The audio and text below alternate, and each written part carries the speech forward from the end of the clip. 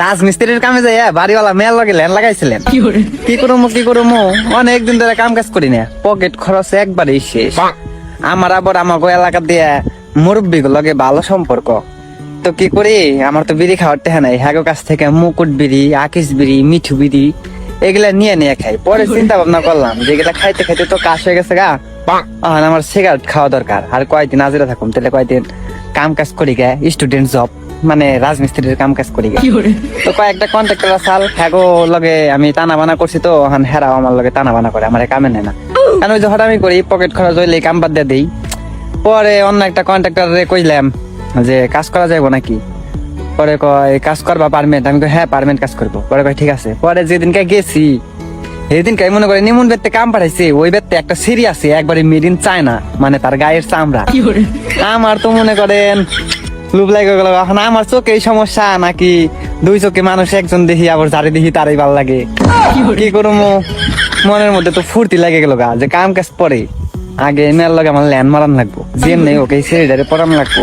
এই সিঁড়ি তো সুন্দর আসছে, এত সুন্দর কে অন কইছি কেমনে পড়ামো। একদিন কাম করে আইছি, একদিন কামে এলাকায় যতটি পুলান আছে সবাই কইছি যে আমি তো একবার কামে গেছিলাম, এবার তো সুন্দর একটা সিঁড়ি আছে, ওখানে আমার কাম বন্ধ দেন যাবো না। এই টেকা হইবনি, প্রেমের প্রেম হইবনি। পরে কি করবো, এই পরের দিন ওই বাড়িতে কাজে গেছি, ওই বাড়িতে কাজে যায় মেয়ের দেখি না। পরে আবার কাজ করবো সেন্টারিং এর কাজ। আমি বাড়িওয়ালা দেখলাম যে তক্তা মক্তা লাগছিল, তো আপনার কোন তক্তা আসছিল কই। পরে কই ওই রান্না করে।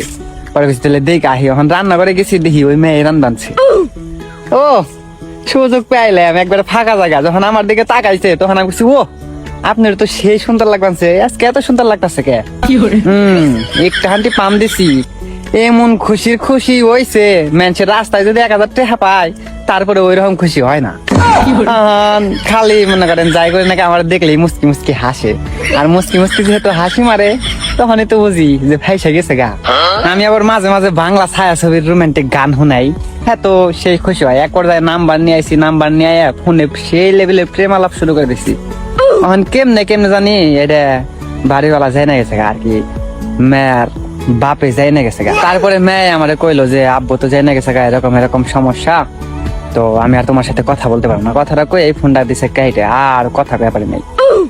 তার 3-4 ঘন্টা পরে দিছে এই ছেলের বাপে ফোন। পরে কয় কি তুমি কালকে আমাদের বাড়িতে কাজে আইসো, এই যে এই কাজটা করে দিও, কাজের বন্ধ দিও না। হ্যাঁ আমি কই যে ঠিক আছে যামুনি, কিন্তু আমি তো এই পাশে বুঝা গেছি গে যে আমি তো কামে গেলে একবার আমার বাটাম দিব, বাড়িওয়ালার মেয়ের লগে ল্যান মারা শিক্ষা একবারে দিয়ে দিব। কি করবো, পরে কাম কাজে গেলাম না। কন্ট্রাক্টরে কইয়া দিছে যে বলারে কামে নিয়ে আহিস, আর আমার দেহার আছে, আর যদি কামে না আহে তাহলে 5 দিন কাম করছে, 5 দিনের হাজিরা আমি দিব না। আর ওর লগে আমার জেনে দেখা হবো, অনেক খবর আছে। গেল আমার প্রেমে গেল, আমার 5 দিনের হাজিরাও গেল। কত কষ্ট করে রোদ্রের মধ্যে 5 উক্তা করে কাম করছি রে, কষ্টের টেহা প্রেম গেল, সেটা সমস্যা নাই। আমার টেহা ডিজে গেল, ও হনাবর হে আমার মুরব্বী কাছ থেকে আকিস বিড়ি, মুকুট বিড়ি, মিঠু বিড়ি এগুলো চেয়ে খাওয়ান লাগবো।